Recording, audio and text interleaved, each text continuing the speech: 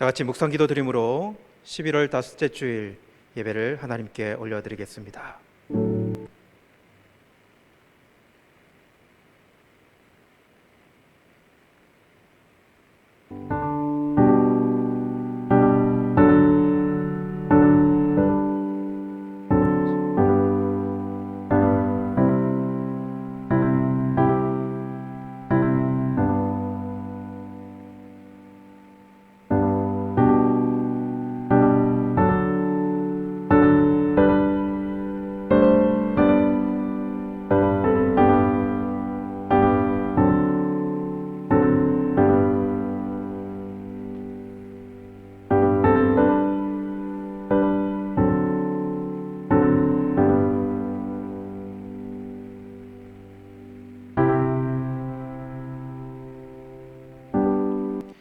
여호와의 지으심을 받고 그가 다스리는 모든 곳에 있는 너희여, 여호와를 송축하라. 내 영혼아, 여호와를 송축하라. 만군의 여호와 아버지 하나님, 은혜와 사랑에 진심으로 감사함을 드립니다. 하나님께서 우리를 지키시고 보호해 주심으로 하나님, 독수리 날개침 같은 힘을 가지고 이 땅을 살아갈 수 있도록 날마다 붙드시는 우리 하나님 찬송하며 오늘도 주님 앞에 예배자로 서기를 원합니다. 하나님, 주님께 온전한 마음으로 예배드릴 때 우리 예배의 주인이 되어주시고 모든 예배의 영광을 받아 주시옵소서. 예수님의 이름으로 기도드리옵나이다. 아멘. 찬송가 31장 찬양하라 복되신 구세주 예수 찬송드립니다.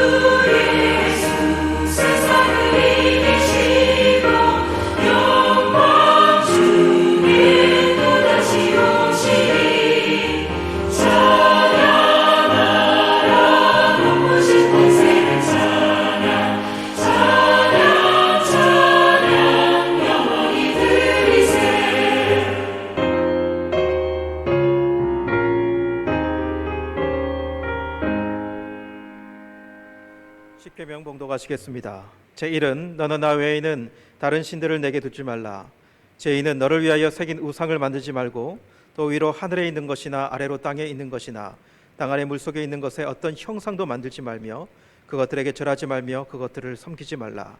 제3은 너는 내 하나님 여호와의 이름을 망령되게 부르지 말라.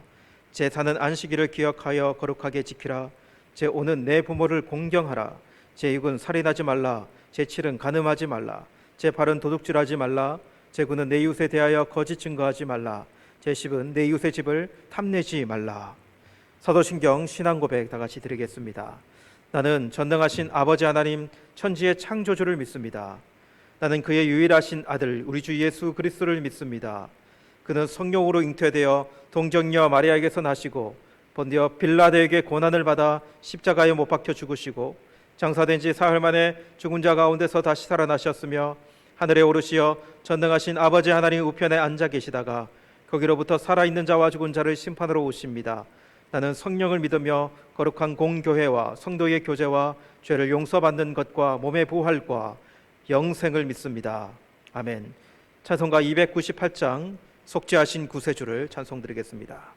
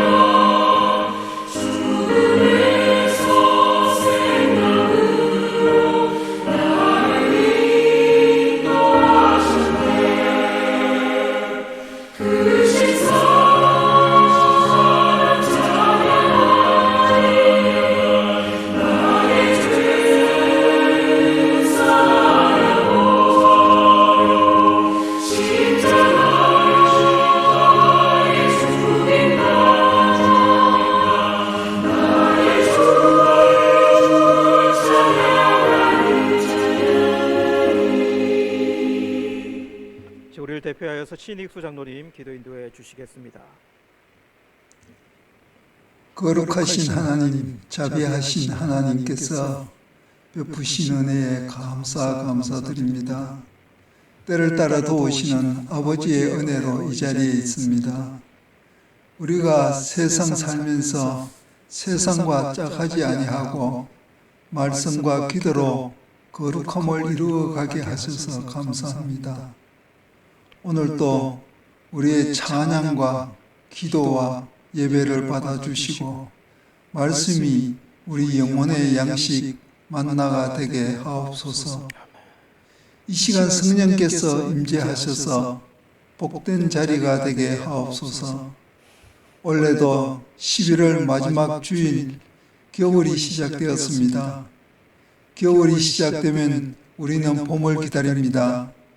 우리 인생살이에도 은혜 안에서 봄을 기다리며 날마다 하나님과 동행하여 거룩함을 이루어가게 하옵소서. 코로나19 전염병으로 백성들의 삶이 몹시 어렵습니다. 하루속히 물러가도록 성령님 도와주시옵소서. 우리 중에 몸과 마음이 약한 자를 치료하여 회복시켜 주시고 상처받은 자의 상처를 치료하여 주시옵소서. 보혜사 성령께서 우리 심령 깊은 곳에 임하셔서 간절한 마음의 소원과 기도가 응답받게 하여 주시옵소서. 수고하고 무거운 짐진 자들아 다 내게 오라. 내가 너희를 쉬게 하리라 하신 주님, 오늘 우리 몸도 영혼도 회복되고 치유되어 하나님께 영광 돌리게 하옵소서. 이수정 담임 목사님, 날마다 성령 충만으로 붙들어 주시옵소서. 오늘도 준비하신 설교 말씀에 성령의 기름을 부으시고 하나님의 말씀이 우리에게 감동으로 임하여서 우리 심령 깊은 곳에 들리는 살아계신 하나님의 음성을 들으므로 하늘이 열리는 신령한 은혜를 누리게 하여 주시옵소서. 특별히 우리 주일학교 학생들이 바른 생활 신앙으로 훈련되어서 가치관이 바뀌고 풍성한 상상력으로 창조적인 삶을 살아갈 수 있도록 인도하여 주시옵소서. 복음을 전하는 선교사님들과 가족들이 바이러스에 오염되지 않도록 지켜주시고 그들을 위로하여 주시고 그 가정을 축복하여 주시옵소서. 이 예배를 성령께서 주장하옵소서. 예수 그리스도 이름 받들어 기도드리옵나이다. 아멘. 우리 하나님 말씀 봉독하도록 하겠습니다. 하나님 말씀은 마태복음 6장 9절에서 13절 말씀 다 같이 읽겠습니다. 그러므로 너희는 이렇게 기도하라. 하늘에 계신 우리 아버지여, 이름이 거룩히 여김을 받으시오며 나라가 임하시오며 뜻이 하늘에서 이루어진 것 같이 땅에서도 이루어지이다. 오늘 우리에게 일용할 양식을 주시옵고 우리가 우리에게 죄 지은 자를 사하여 준 것 같이 우리 죄를 사하여 주시옵고 우리를 시험에 들게 하지 마시옵고 다만 악에서 구하시옵소서. 나라와 권세와 영광이 아버지께 영원히 있사옵나이다. 아멘. 자, 우리 다 같이 한번 기도드리고 말씀 듣도록 하겠습니다. 복되신 주님, 하나님의 말씀을 듣는 시간이 되었습니다. 어떤 마음가짐으로 어떤 상태로 주님 앞에 나왔든 간에 하나님께서 붙잡아 주시는 은혜와 또한 하나님 함께 하시는 그 숨결이 이 말씀을 통하여 전달되도록 인도하여 주시고 하나님께서 살아계시며 지금도 역사하신다라고 하는 그 믿음, 그 강한 믿음이 우리 가운데 일어나도록 주님 붙잡아 주옵소서. 주님만 의지하고 의뢰합니다. 예수님의 이름으로 기도드리옵나이다. 아멘. 네, 여러분 반갑습니다. 오늘은 용서, 우리가 이 기도, 용서에 대한 기도, 죄사함에 대한 기도를 매일 해야 하는 이유라고 하는 이 주제의 말씀을 여러분과 좀 나누기를 원합니다. 용서함, 용서받음이라는 오늘 이 말씀을 통하여서 여러분 우리의 마음이 새로워지기를 원하고요. 우리의 삶에 하나님께서 해결해 주시는 그러한 정결함이 우리 가운데 있도록 그런 역사가 있기를 간절히 원합니다. 이번 주에 아내하고 아침에 뉴스를 듣는데 여러분 조두순 방지법에 관련된 이야기가 나오더라고요. 이 이야기가 나오는데 저는 사실 이 조두순이라는 사람을 잘 모르는데 아내는 정확하게 이 조두순이라는 사람을 기억하고 있더라고요. 2008년이죠. 2008년 12월 11일에 이 조두순이라는 사람이 안산에서 그 6살 된 그 여자아이, 그러니까 초등학교 1학년이죠. 그 아이를 납치해서, 그러니까 교회 그 근처에 있는 교회 화장실까지 끌고 올라가서 그 아이에게 성폭력을 가했는데 그것이 너무나 잔인해서 정말 사회가 분노했던 그런 사건이더라고요. 얼마나 심했든지 그 아이의 장이 다 파손이 되고 그리고 그 장이 밖으로까지 나올 수밖에 없어서, 그러니까 수술을 해도 정상적인 생활이 될 수 없는, 그러니까 평생 그 장애를 가지고 뭔가를 차고 다녀야 하는 그런 아이 인생이 돼버린 그런 사건이었어요. 근데 당시에 그 조두순이라는 사람이 12년형을 받았거든요. 왜 이 기사가 나오냐 했더니 올해 12월 11일이 출소일이기 때문에 그래요. 출소일이기 때문에. 이미 그 아이는 20살 여자아이가 되었는데 이 조두순이라는 사람이 이제 출소날이 가까웠던 거죠. 제가 이번 주 이 말씀 제목이 죄에 대한 용서이기 때문에 용서에 관한 거 아닙니까? 이런 생각이 들 수밖에 없더라고요. 내가 만약 그러한 피해를 당한다면, 그러니까 내 아이에게 그런 일이 일어났다면 나는 그 사람을 용서할 수 있겠는가? 뭐 이런 생각할 수 있겠죠. 예.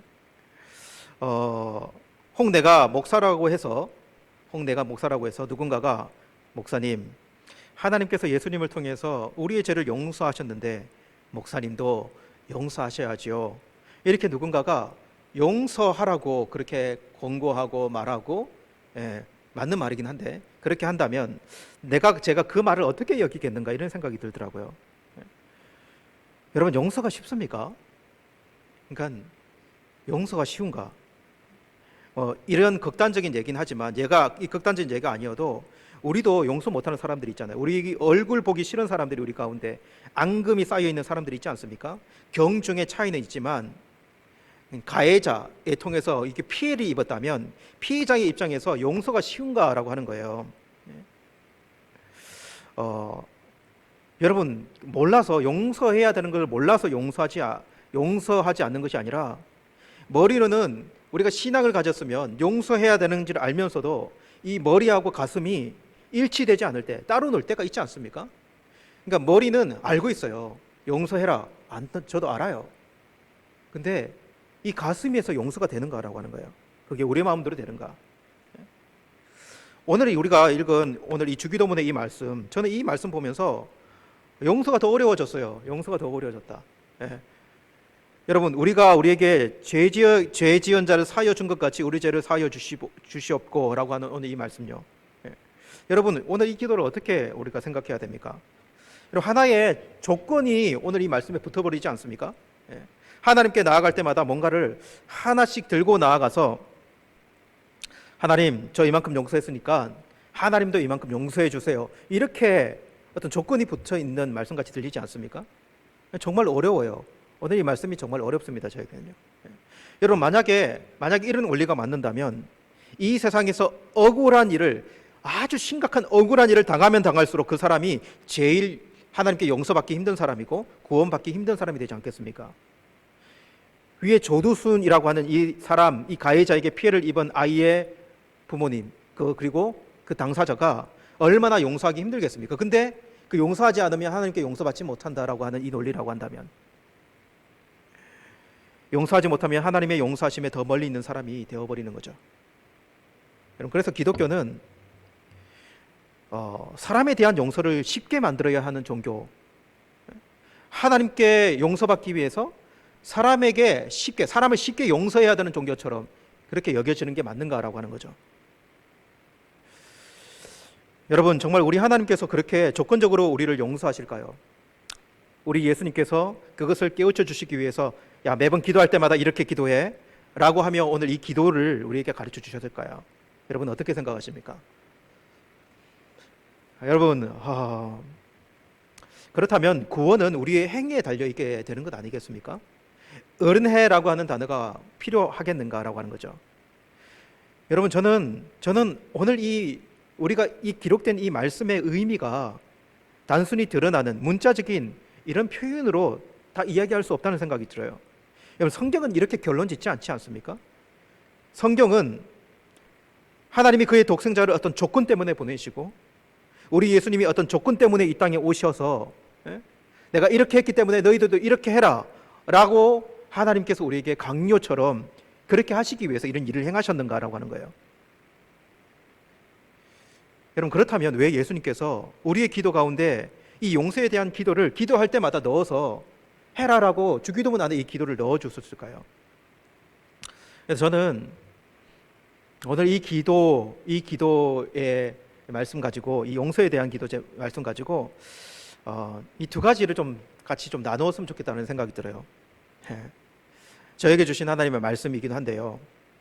먼저는 오늘 이렇게 우리에게 죄 지은 자를 사하여 준 것 같이, 이것은 우리가 사람이 나에게 뭔가를 가해하면 내가 그 사람을 용서해 주는 것에 대한 내용 아닙니까? 그죠? 그래서 나에게 이 죄 지은 사람, 그 이웃, 그 가해자를 용서하며 산다는 것이 정말 쉽지 않다는 것. 하나님이 이것을 다시 기억하고 이 용서를 그냥 지나치지 말고 용서를 다시 한번 깊이 생각해라 라고 하는 그 말씀으로 우리에게 주신 것이 아닌가라는 생각을 해보게 돼요. 먼저 이 주제의 말씀을 좀 생각해 봤으면 좋겠어요.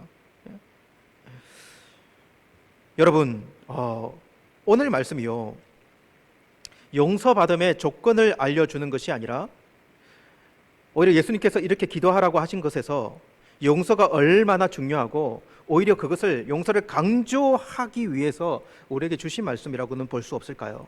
저는 그렇게 보고 싶어요. 여러분, 왜 강조해야 되는가라고 묻는다면, 왜 예수님이 용서를 강조하게끔 오늘 이 말씀을 주시는가 묻는다면, 용서를 너무 쉽게 생각하니까, 우리가 용서를 너무 간단하게 취급하니까. 누가 용서를 쉽게 생각하고 누가 용서를 간단하게 말할까요? 예수님의 제자들이요. 당시에 율법을 가지고 있다고 하는 사람들이 용서를 그렇게 생각하니까. 용서를 율법적으로 생각해 보면 그렇게 어렵지 않을 수 있어요. 교회에 다니는 사람들이요, 오히려 용서를 너무 간단하게 생각하고 너무 쉽게 생각하는 것 있지 않습니까? 여러분, 어린 아이들이 이렇게 할 때 정말 얄미울 때가 있어요. 한 아이가 정말 너무 통곡하며 울고 있는 거예요. 가보았더니 이 옆에 있는 친구가 이 아이에게 몹쓸 짓을 하면서, 몹쓸 말도 하면서 이 아이를 정말 괴롭혔어요. 그러니까 어른이니까 둘이 딱 불러놓고 욕을, 이제 이야기를 들어보니까 이 아이가 너무 잘못했잖아요. 욕을 한 아이에게 네가 이렇게 행동했으니까 지금 이 애가 울고 있지 않냐, 이 아이한테 사과하라 이렇게 이야기를 했더니 그 아이가 눈도 똑바로 쳐다보지 않고 그냥 흘러가는 말로 미안해, 이렇게 쉽게. 이 아이는 정말 큰 상처를 받았는데 그렇게 이야기를 해버린다면, 그 이야기를 듣고 제가 야, 똑바로 사과해, 그게 사과냐? 이렇게 이야기했을 때, 아니, 사과하라고 해서 미안하다고 했는데 내가 뭘 잘못했냐고 그렇게 따진다면, 여러분, 이렇게 쉽게 하는 것이 사과가 될 수 있습니까? 입술만의 사과? 마음에도 없는 사과? 여러분, 오히려 그 사과의 말이요, 오히려 이 울고 있는 이 아이의 마음을 더 괴롭게 만들 수 있지 않겠습니까? 이렇게 쉽게 사과해버릴 수 있다는 거죠. 그렇게 여러분, 저는 이렇게 말씀드리고 싶어요. 오늘 이 제사함의 기도는요, 특히 사람에 대한 제사함의 기도는 용서가 단순히 교리의 틀을 깨고요, 용서가 단순히 교리라고 하는 그 틀을 깨고 우리의 삶 속에 있는 그 분투라고 하는 것을 강조하는 것이다, 이런 생각이 들어요. 여러분, 죄사함, 용서를 이 교리화시키면 용서가 어려울까요? 그렇게 어렵지 않을까요? 저는 그렇게 어렵지 않다고 생각이 들어요. 여러분, 구원파를 아시죠? 구원파는 주기도문을 그들은 받아들이지 않습니다. 왜 받아들이지 않을까요? 오늘 이 말씀 때문에 그래요. 하나님, 우리에게 죄 지은 자를 사하여 준 것 같이 우리 죄를 사하여 주십시오라고 한다면 그 사람은 죄가 있기 때문에, 죄가 있기에 죄를 용서해 달라고 기도하기 때문에 구원받지 못했다, 이렇게 이야기하기 때문에 그래요. 인간은 자기의 교리에 주기도문을 받아들일 수 없는 요인이 되게 되는 거죠. 여러분, 이미 죄 사함을 받은 사람이 왜 회개해야 하는가? 여러분, 이것이 맞을까요? 여러분, 우리도 하나님의 은혜 교리를 내세워 구원판처럼 행동할 때가 참 있다라는 생각해 보거든요. 예? 이렇게 되면요, 용서라고 하는 것은 그렇게 어려워지지 않습니다. 쉬워져요. 죄에 대해서 자유함을 얻는 것 그렇게 심각하게 생각할 필요 없어요. 하나님이 나를 용서해 주셨는데 내가 이웃에게 잘못하는 것이 왜 죄가 될 수 있느냐? 예? 그것이 그렇게 큰 죄가 될 수 있느냐? 난 하나님의 자녀인데라는 논리를 핀다면요. 여러분, 정말 하나님이, 예수님께서 그렇게 살기를 원하실까요? 여러분, 우리가 사는 이 세상은 이렇게 용서가 쉬워진다면요, 이런 일이 벌어질 거예요. 하나님, 저의 이 추악한 죄를 용서해 주셔서 감사합니다. 이런 은혜를 고백하고 난 다음에 갑자기 예전에 엄청 잘못한 사람이 생각이 나가지고 그 사람을 찾아가서 용서받으러 왔다고, 내가 하나님께 이런 큰 은혜를 받았기 때문에 내가 용서받으러 왔다고 하고 가서 그 사람에게 그냥 미안하고 잘못했다라고 입술로 그들에게 고백한다면요, 자신을 통해 상처받은 그 사람은 평생 피를 흘리고 평생 고통을 받아왔고 평생 그렇게 사람을 원망하면서 그렇게 살아왔는데, 내가 쉽게 하나님께 용서받았다고 해서 그 사람에게 가서 쉽게 그 사람에게 용서를 구하는 그 말, 여러분, 이렇게 되는 게 맞을까요? 우리의 말을 통해, 우리의 이 말을 통해 상처 입은 가족들이 그 마음에 총을 맞았는 듯 했는데 자기 스스로 하나님께 이미 용서 받은 것에 안도하고 감사하고 있다면 어떤 일이 벌어질까요? 여러분, 용서가 그렇게 쉬운가? 그러면 그 사람이 아무리 예수님을 믿어도 가족들에게는 진상이 되는 거예요. 진상. 여러분, 용서가 그렇게 쉬워도 되는 것입니까? 용서가요. 여러분, 나에게 죄 지은 사람을 용서하는 것, 원수를 용서하는 것이 쉽지 않습니다. 그래서 여러분 한번 따라 한번 해보세요. 용서를 만만히 보지 말자. 한번 따라해 보세요. 용서를 만만히 보지 말자. 용서를 만만히 봐서는 안 될 것 같아요. 만만하지 않다는 것은 쉽지 않다는 것입니다. 사람을 용서하고 용서받는 것이요, 말로만 되지 않고 과정이 필요하고 대가가 필요하다는 것, 이거 우리가 인지해야 돼요. 사람을 용서하는 것이 생각만큼 즉시 단순히 지금 내가 한마디 용서를 구했다고도 되지 않을 수 있다는 사실에 대해서 우리는 생각해야 돼요. 그래서 평생 용서와 씨름해야 될 수도 있다.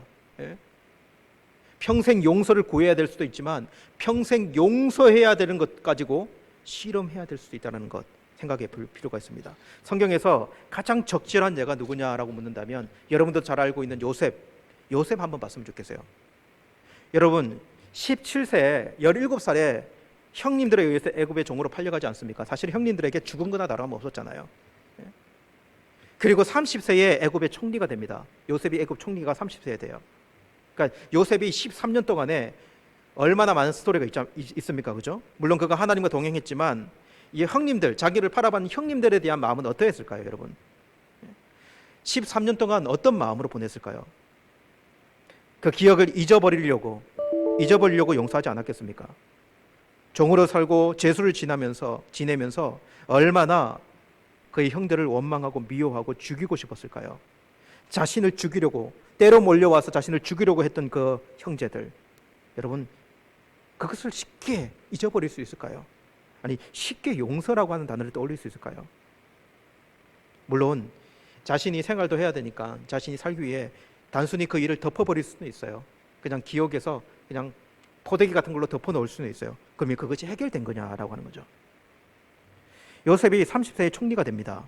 저는 의문이 드는 것이 뭐냐면, 애굽의 총리가 되었는데 왜 그의 아버지에게 자기가 총리가 됐다는 것을 통보하지 않고 그의 아버지를 생각하지 않았을까? 왜 찾아가지 않았을까요? 저는 그 이후에 요셉이 그 형들에 대한 용서하지 못함, 여전히 그 형들에 대해 분노하고 있고 그 형들을 저주하고 있는 그런 마음이 있을 수 있겠다는 생각해봐요. 증오가 아버지를 찾아가는 것보다 형들에 대한 증오가 더 클 수 있는 거죠. 예. 그것 때문이 아닐까요? 여러분, 우리 중에 누가 요셉에게 이렇게 말할 수 있을까요? 요셉에게 이렇게 말한다면, 야, 이제 요셉 너도 총리가 되었으면 하나님께서 너에게 그렇게 복을 줬는데 이제 훌훌 털어버리고 용서하고 아버지 찾으러 가. 그 형제들 뭐 용서 못해? 네가 얼마나 잘 됐냐? 그럼 요셉이 뭐라고 할까요? 저는 요셉이 이렇게 이야기할 것 같아요. 네가 그 고통을 알아? 나도 그 정도는 알고 있어. 그런데 나도 어쩔 수가 없어. 용서할 수 없는데 지금은. 이렇게 말하지 않을까요? 그렇다면 여러분, 요셉의 용서는 어떻게 이루어집니까? 잘 한번 보세요. 요셉이 형들을 찾아갑니까? 요셉이 아버지를 찾고 형들을 찾아갑니까? 충분히 그럴 수 있는데도 형들이 찾아옵니다. 그러니까 하나님이 형들을 찾아오게 만들잖아요, 그죠? 형들이 찾아오지 않았다면 그냥 덮고 그냥 단순히 덮어버리고 넘어가고 평생 형들을 찾지 않고 아버지를 찾지 않을 수 있는데 형들이 찾아오는 거죠.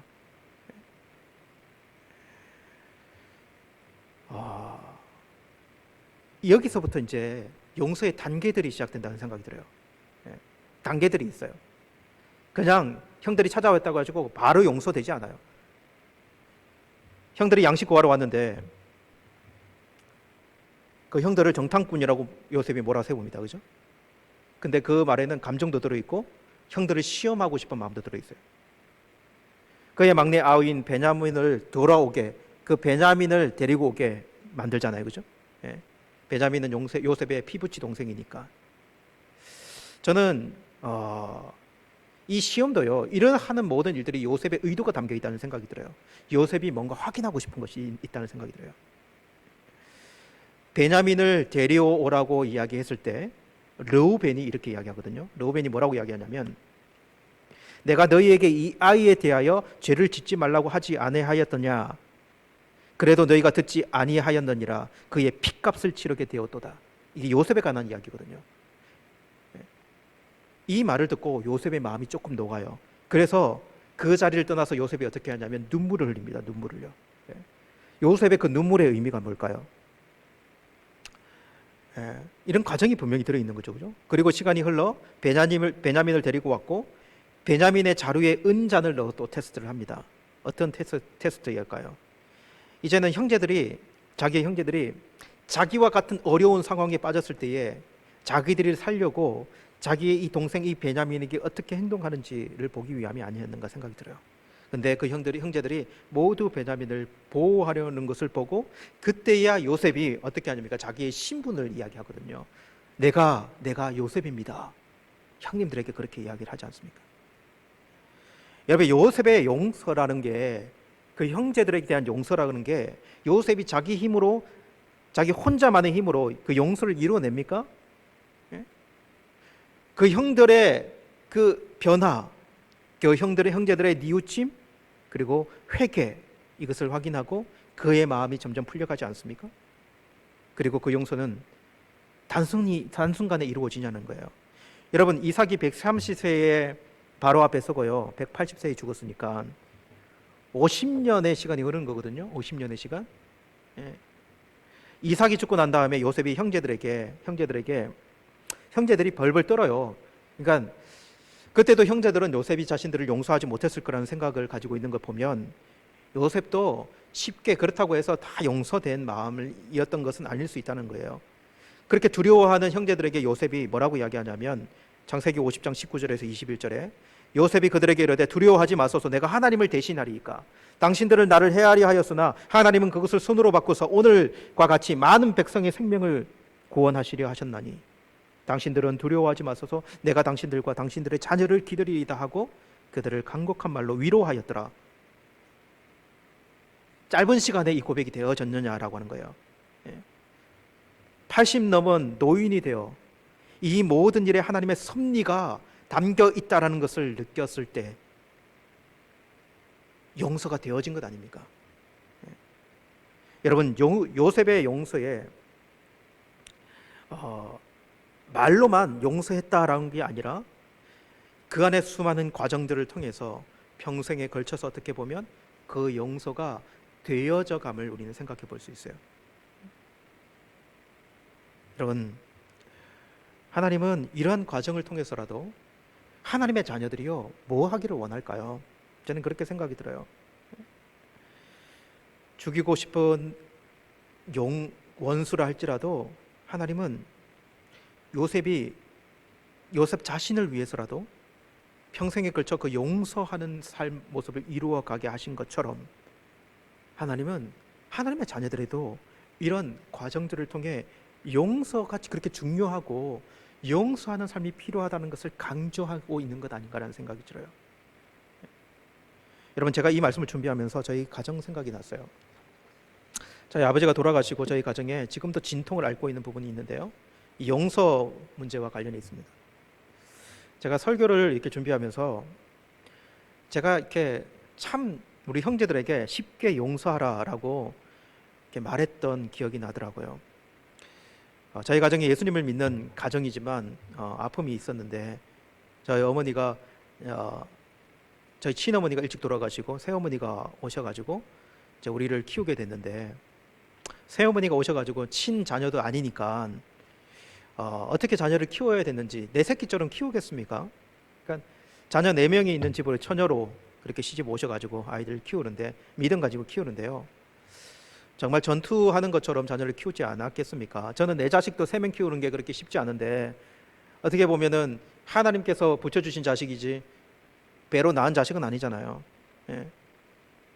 근데 어떻게 보면은 그 자녀들 입장에서는요, 부모님 밑에 있는 자녀들 입장에서는 어떤 어머니를 기대하냐면 새어머니가 아니라 친엄마와 같은 것을, 그 사랑을 기대하지 않습니까? 근데 크다 보니까 그 갭이 너무 큰 거예요. 예.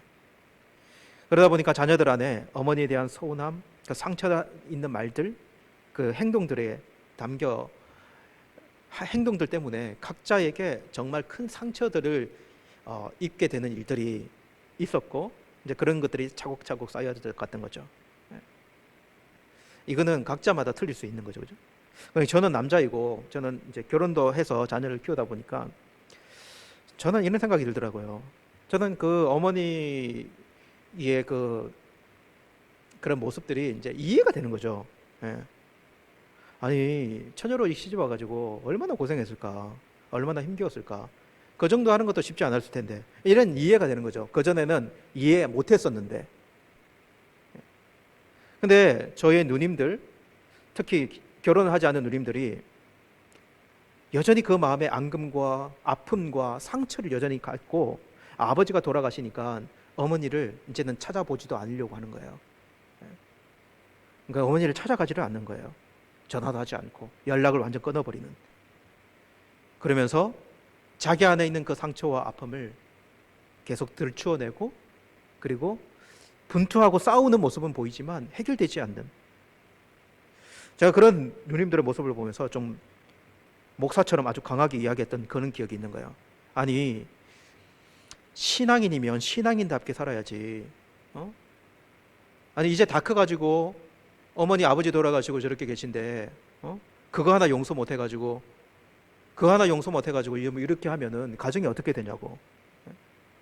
그렇게 누나들을 좀 다그치고, 그때도 그랬죠. 예수님이 우리를 그렇게 용서해 주셨는데 그거 하나 용서 못하면 어떡하냐고 그렇게 다그쳤던 생각이 나요. 그 누님들은 뭐라고 이야기했냐면, 어디 몰라서 그러냐고, 몰라서 용서 못하냐고, 네가 말하는 게 뭔지를 이미 생각하고 다 아는데, 근데 안 된다는 거예요. 그 마음이 그렇게 빨리 안 된다는 거예요. 제가 이 설교 준비하면서 제가 그렇게 말한 것이 후회가 되더라고요. 그냥 내가 어머니를 이해했다면 그냥 이해한 마음으로 누님들도 이해해 줄 걸, 이런 생각이 들더라고요. 여러분, 누군가를 용서하지 못해서 끙끙대며 아파하는 사람들이 있다면요, 그냥 그 상처가 너무 커서 아직도 철철 흐르는 핏자국, 그 핏자국 때문에 가슴 아파하고 있다면, 여러분 함께 그 고통을 살펴주면 좋지 않을까요? 그냥 정말 몰라서 그런 것이 아니라 한다면, 여러분 우리가 경험해보지도 않은 일이라고 한다면 그냥 같이 가슴 아파해 주면서, 야, 그것도 용서 못하냐고, 그것도 못 이겨내냐고 그렇게 이야기하지 말고, 여러분 정말 더 심한 사람들이 있어요. 너무 심한 사람들은 자기가 경험해보지도 않았으면서 여호와의 친구들처럼 딱딱 판단해가지고 성경을 이야기하면서 결론까지 져주는 거. 여러분 그냥 기도해 주셨으면 좋겠어요. 기도해 주면 좋겠다. 분명히 하나님이 그런 과정 가운데 두셨을 가능성이 있거든요. 혹시 여러분들이 나도 똑같은 그보다 심한 경험을 했었다면 그때는 자신의 그냥 그 심했던 경험을 그냥 이야기해 주는 정도. 그러면 그 사람이 알아듣고 그 사람의 조금이라도 마음에 치유가 되고 상처가 용서에 한 발자국 더 내디딜 수 있도록. 그래서 여러분 용서라고 하는 것은 저는 이렇게 이야기하고 싶어요. 용서를 하는 것이 아니라 용서는 되어지는 것이다. 이 차이를 알겠습니까? 용서는 우리가 하는 것이 아니라 하나님 안에서 용서가 되어지는 것이다. 여러분 잘 보면 결국 용서는 가해자보다 피해자가 더 많은 것을 가질 때, 더 부자가 되었을 때 할 수 있는 거거든요. 그렇게 되어졌을 때요. 그러니까 피해자가 자존감이 생기지 않으면요 절대로 가해자를 용서할 수 없어요. 근데 그게 단시간에 일어나는가? 단시간에 일어납니까? 시간이 걸리더라고요. 하나님의 은혜와 사랑이 그 마음에 부음받아요. 그 가해자가 정말 초라하게 느껴지고 불쌍하게 여겨지고 그 가해자에 대한 극렬한 마음이 들 때야 용서의 마음이 진행이 되는 것 아니겠습니까? 하나님이 그의 인생 가운데 요셉처럼 그렇게 용서하는 삶을 살아가게 해주신 것 아니겠습니까? 저는 여러분 오늘 이 기도가요, 이것이 용서가 쉽지 않다, 그러나 용서는 너무나 중요하다라는 것을 알려주는 기도가 되었으면 좋겠어요. 매일매일 기도하면서 이런 마음을 품게 하는 기도요. 그리고 두 번째로는 우리가 우리의 죄 지은 자를 사하여 준 것 같이 하나님 아버지 우리의 죄를 사하여 주시옵소서, 아버지께 우리의 죄를 사하여 주시옵소서라는 기도 아닙니까? 그죠? 그러니까 하나님의 용서가 어떠한가를 생각하게 하는 기도 같아요. 하나님의 용서가 어떻게 하는가. 하나님께서 우리를 향해 하신 그 용서도 쉽다 쉽지 않다? 쉽지 않다라는 것을 알려주는 기도 같아요. 쉽지 않다. 여러분 하나님은 죄인들을 용서하는 것이 쉬웠을까요? 여러분 우리를 향한 하나님의 용서요, 여러분들은 그 가치를 매긴다면 어느 정도의 값을 매길 수 있을까요? 하나님은 용서하는 것이 어느 정도 어려웠을까요? 여러분 성경은 여전히 우리에게 이렇게 기록합니다. 그의 찔림은 우리의 허물을 위하며 그의 상함은 우리의 죄악을 인함이라. 그가 징계를 받음으로 우리가 평화를, 그가 채찍에 맞음으로 우리가 나음을 입었도다, 이렇게 기록하거든요. 그런데 혹시 이 말의 무게가 우리에게 너무나 떨어져서 가볍게 여겨지고 있지는 않는가라고 하는 거예요. 너무 진부한 말로 들려버리지는 않습니까? 전능하신 하나님께서 한번 마음 먹으시면 너무나 손쉽게 계획하시고 그 일을 실행하실 수 있는 것처럼 예수님이 그냥 내려오셔서 십자가를 지셨고 그 십자가를 통해 하나님은 손쉽게 우리를 용서하셨다. 물론 이렇게 생각하는 사람은 없겠죠. 그런데 점점 그 은혜, 그 용서의 가치가 떨어지고 있는 거 아닌가. 어느 정도로 생각하고 있습니까, 우리는요? 독일의 보나페어 목사님, 예전에도 한번 인용한 적이 있지만 이런 이야기를 하셨죠.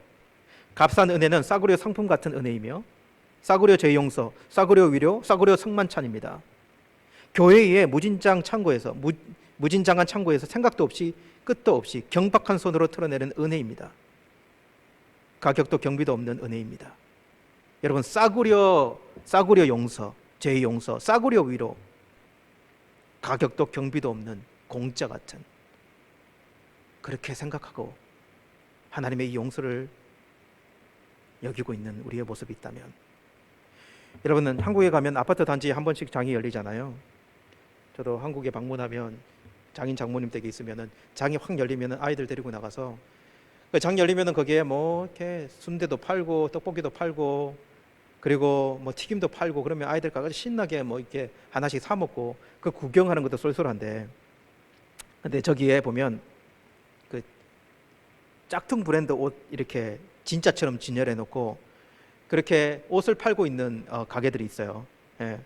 근데 거기다가 막 70% 할인 이렇게 적혀져 있고, 그리고 사람들이 몇 명이라도 이렇게 몰려 있으면 70% 할인이 된다다가 사람들이 막 몰려 있으면 그 옷이 진짜 좋아 보이고 싸 보여서 그게 꼭 들어가야 될 것처럼 그렇게 느낌 오지 않습니까? 그래서 가가지고 하나 뭐 추리닝이라도 이렇게 하나 사지 않습니까? 예.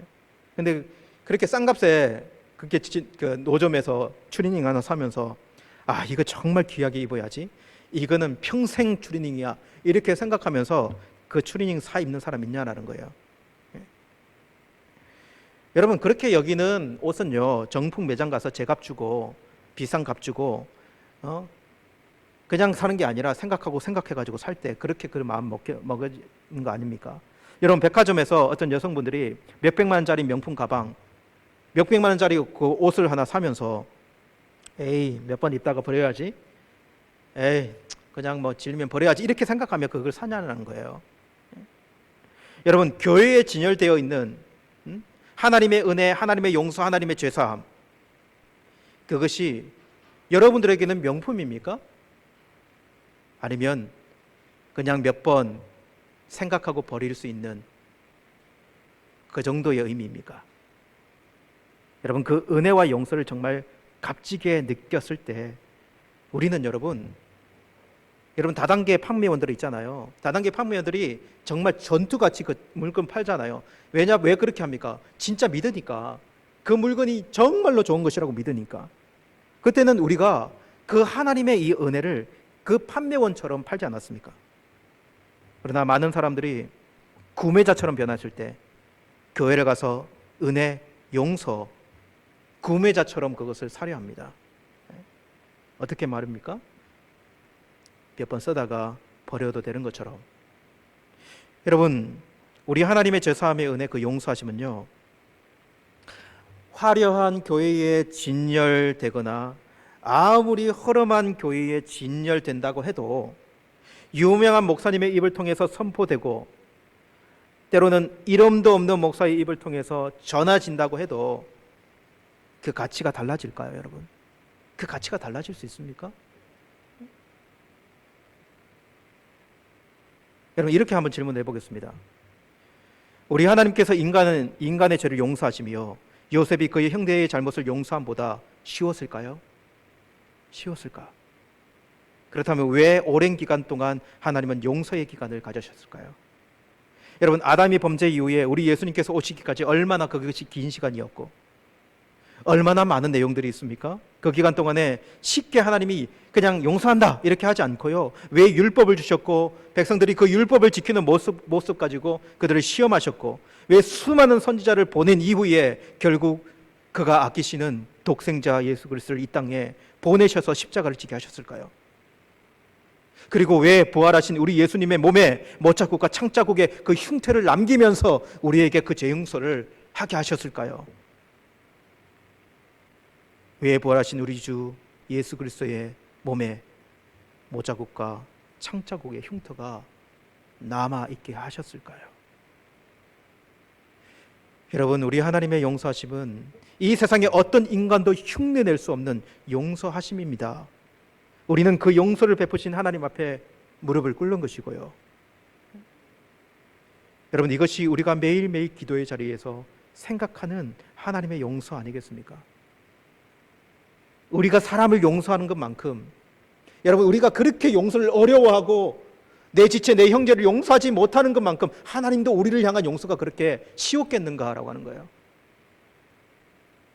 여러분, 하나님의 용서를 매일매일 오늘 드리는 이 기도를 통하여서 그 용서를 생각하는 저와 여러분 됐으면 좋겠어요. 그렇기 위해서라도 우리는 주기도문에서 늘 이 기도를 하나님께 올려드릴 수 있는 자들이 합니다. 결론을 이렇게 맺어보겠습니다. 하나님은 우리 예수님을 통해 인간을 용서하십니다. 그런데 그 용서에 무엇을 남기셨는가? 십자가를 지고 무덤에서 부활하신 우리 예수님 몸에 흉터가 남았어요. 하나님은 그 흉터를 남기면서까지 그 죄의 창을 예수님 얼마나 아프겠습니까? 그죠? 그러니까 뽑았어요. 하나님 뽑은 거 아닙니까? 그만큼 용서는 어려운 거예요. 그렇게 우리를 용서하신 하나님께서 우리가 이 땅에 어떻게 살아가기를 원하는가라고 하는 거예요. 온갖 가시 같은 상처에 찔린 채 아니면 창에 찔린 채 피를 흘리며 용서하지 못하고 절절거리면서 그 창을 안고 그렇게 살아가기를 원하실까라고 하는 거예요. 여러분, 우리가 이 땅에 용서하며 살아가는 삶이요, 절대로 쉽다고 이야기해서도 안 되고 쉽지 않습니다. 어려워요. 쉽지 않아요. 용서하는 과정이 필요하고 시간도 경중에 따라 걸리고 오래 걸릴 수도 있어요. 어떤 사람은 평생에 걸쳐서 용서해야 될 수도 있습니다. 그런데 용서를 하더라도 상처의 흔적도 그 흉터도 분명히 남는다. 스티븐 체리라는 사람이 쓴 책 용서라는 고통의 이런 이야기로 그 책을 결론내는 것을 보았습니다. 한번 들어보세요. 용서라는 말이 가장 불가능한 단어가 되어버린 사람에게 반드시 필요한 것은 역설적이게도 용서라는 것이다. 용서의 행위야말로 상처에 대한 분노, 복수, 비통, 원한을 넘어서서 앞으로 나아가게 하는 더 나은 방법이기 때문에 그렇다. 여러분, 이분의 말은요, 용서가 어려운 줄 알고 난 절대 용서할 수 없어 불가능해 버린 사람도 필요한 것이 용서라고 이야기하는 거예요. 왜냐하면 그 용서가 누구를 위한 것입니까? 결국 그 사람의 인생을 위한, 그 사람을 위한 것이기 때문에 그렇다는 거 아닙니까? 여러분, 용서 매일 우리의 기도 제목이 되기를 원해요. 우리의 기도 가운데 오늘 이 죄사함의 이 용서함을 넣기를 원합니다. 여러분, 용서는 되어지는 것입니다. 결국 용서는 사랑이 되어지게 하지 않습니까? 그런데 우리를 용서하신 하나님의 사랑이 그 용서를 되어지게 만드는 그 역사, 그 은혜를 날마다 우리가 생각하면서요, 용서하는 삶을 꿈꾸고 그 안에 있기를 간절히 원합니다. 이 시간에 우리 여러분, 오늘 어렵지만 오늘 이 말씀 가지고 우리 한번 기도하며 나갔으면 좋겠어요. 하나님 오늘 이 용서의 말씀을 가지고 나아갑니다. 용서하지 못한 사람이 생각이 나고 여전히 덮어버리고 용서하려고 하지 않은 그런 많은 어려움과 아픔들이 우리 가운데 있습니다. 그러나 하나님, 어떻게 보면 그렇게 우리가 창이 찔려 있고 가시에 찔려 있지만 하나님은 이제 하나님 안에서 그것을 뽑아내고 우리 안에 있는 창자가 다치지 않도록 조심스럽게 그것을 뽑아내고, 그리고 나를 위해서 하나님 앞에 그것을 내어놓기를 원하시는 하나님의 마음을 이 시간에 가지고 주님 앞에 나아갑니다. 하나님, 이 시간에 우리 안에 있는 이 용서를 생각하고 우리가 마음을 닫고 있는 그 지체, 하나님 그 마음을 헤아려 주시기를 원합니다. 그리고 하나님께서 우리를 용서하시기 위하여서 어떤 일을 행하셨는지, 그리고 그것이 얼마나 큰 은혜인지를 기억하기를 원합니다. 우리 이러한 마음으로 우리 다 같이 이 말씀 붙들고 기도의 자리로 나가도록 하시겠습니다. 다 같이 기도하시겠습니다. 하나님 아버지, 이 시간에 오늘 이 말씀 붙들고 나아갑니다. 하나님, 우리가 우리의 죄를 사하여 준 것 같이 우리에게 잘못한 사람들의 하나님 그 죄를 사하여 준 것 같이 하나님께 용서를 구하는 그 기도 우리 예수님이 드리라고 말씀하셨습니다. 그런데 이 기도가 얼마나 어려운지요. 하나님, 우리가 우리에게 죄 지은 자, 우리에게 가해한 자를 어떻게 용서할 수 있습니까? 하나님 아버지, 정말 어렵습니다. 하나님, 머리로는 용서가 돼도 마음으로 용서가 안 되고, 하나님 늘 그 마음 때문에 그 마음을 들추면 아프고 힘겹습니다. 그래서 그것을 많이 묻어뒀습니다. 하나님, 요셉처럼 그 용서가 시간이 걸린다 하더라도 하나님, 우리 안에 하나님께서 베푸신 은혜를 기억하며 하나님 기도할 때마다 주님께 그 마음을 달라고 기도할 수 있도록 도와주십시오. 우리가 그렇게 용서가 어려운 것처럼 우리 하나님도 우리를 용서하는 것이 얼마나 어려웠는지, 얼마나 오랜 시간이 걸렸고, 얼마나 많은 사건들을 통하여서 하나님 아버지가 이 용서의 역사를 이루어 오셨는지, 우리 예수 그리스도, 우리 주 예수 그리스도 이 땅에 보내셔서 그의 손과 그의 발에, 그의 옆구리에 하나님 죄의 상처를 남기면서까지 그렇게 우리를 용서하셨던 그 하나님의 은혜를 잊지 말게 도와주십시오. 기도할 때마다, 이 주기도문을 기도할 때마다 하나님의 그 크신 용서를 기억하며 우리 땅에 용서하는 자로 설 수 있도록 주님 붙잡아 주시기 바라 간절히 원합니다. 혹시 지금도 하나님 아버지여 마음 아파 힘겨워하고 그리고 용서하는 과정 가운데 있고 그것 때문에 하나님 분투하고 있는 우리 지체들이 있다면 찾아가 주셔서 용기를 주십시오. 용기를 내어 더욱 하나님을 붙들고 일어설 수 있도록 은혜를 내려 주옵소서. 하나님 아버지, 오늘 이 말씀을 기억하기를 원합니다. 이 말씀이 하나님 다시 한번 우리를 회복케 하는 말씀이 되도록 인도해 주시기를 원합니다. 하나님, 용서하는데도 용기가 필요하고 용서를 받아내는 데는 하나님 그 대가를 지불하려고 하는 용기, 그리고 마땅히 우리 죄값을 받으려고 하는 그 대가 치름의 용기가 필요합니다. 그냥 넘어가지 않고 쉽게 여기지 않고 우리가 하나님께 용서를 쉽게 받아서 다른 사람들에게 쉽게 말하는 자가 되지 않도록 도와주시고, 이것이 어려운 줄 알고 이것이 중요한 줄 알고 기도할 때마다 되새기면서 그렇게 나를 향해서 그리고 지체들을 향해 이 용서를 이루어가는 우리의 모습들이 되도록 도와주시옵소서. 예수님의 이름으로 기도드리옵나이다. 아멘. 자, 우리 교회 소식 알려드리도록 하겠습니다. 여러분, 온라인으로 함께 예배하는 모든 성도님들 축복합니다. 우리 아침에 비타민 예배가 아침 6시에 월요일부터 토요일에 계속 진행되고 있습니다. 줌으로 진행되고 있는데요. 많은 분들이 들어오셔서 함께 기도하고 있는데, 혹시 못 들어오시는 분들은 우리 채널을 통해서 아침에 들어오시면 여러분 그 화면은 끊으셔도 됩니다. 아침에부터 얼굴 안 비춰도 되니까 오셔서 말씀 듣고 기도하는 그런 삶을 같이 이어나갔으면 좋겠습니다. 사회부에서 코로나 고통받는 성도들을 위해서, 교민들을 위해서 계속 섬기는 일들 진행하고 있습니다. 담임 목사, 김정호 장로님, 노광열 집사님, 여러분 연락하셔서 꼭 도움 손길을 베푸시기를 원합니다. 여러분, 12월에 예배 안내를 여러분에게 좀 드리도록 하겠습니다. 12월 첫째 주, 12월 3일이죠.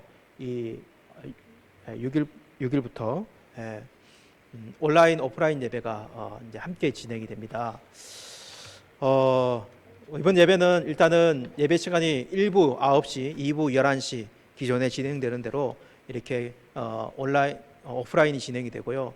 여러분, 온라인 예배는요 9시 예배는 없습니다. 온라인 예배는 11시에만 그렇게 진행이 됩니다.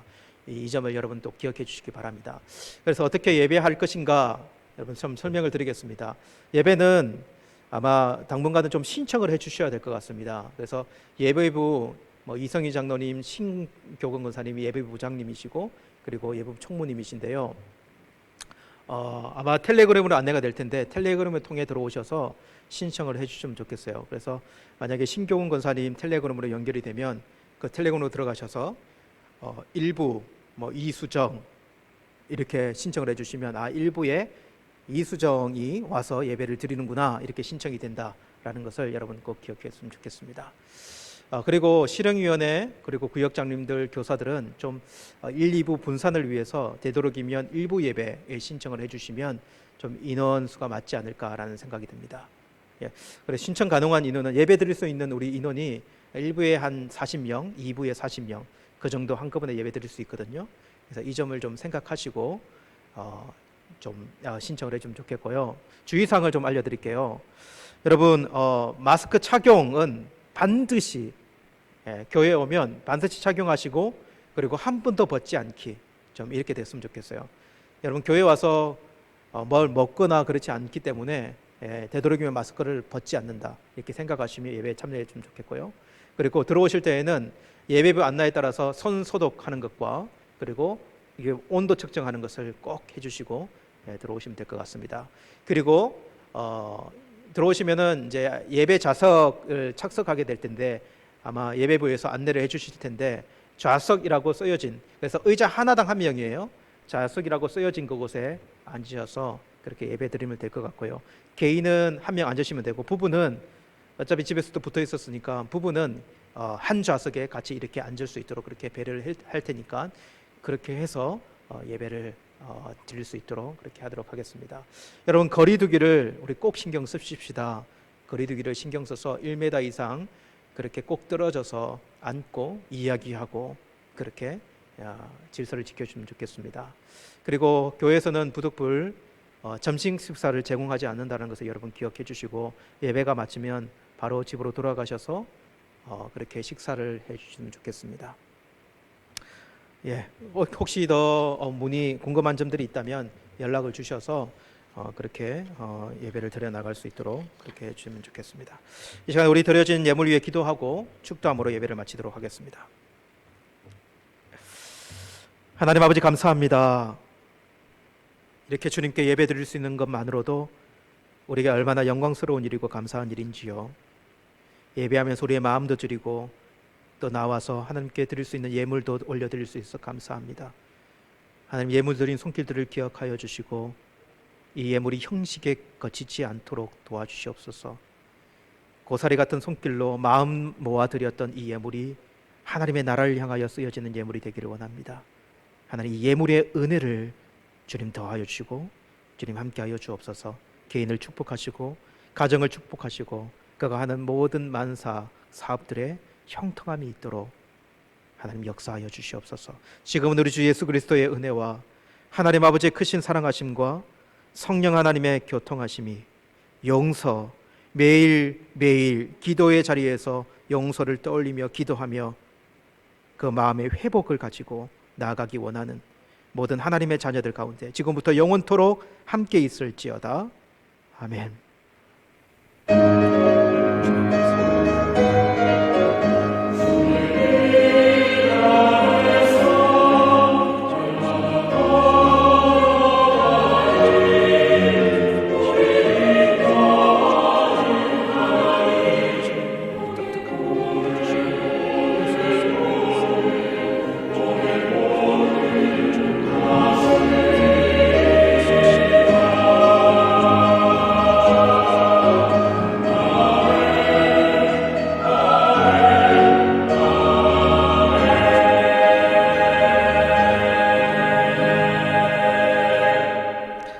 이것으로 예배를 마치도록 하겠습니다. 한 주간도 우리의 삶의 터전에서 우리가 살아가는 영역에서 승리하는 저와 여러분 되기를 원합니다. 옆에 있는 우리 가족들에게 사랑합니다, 축복합니다.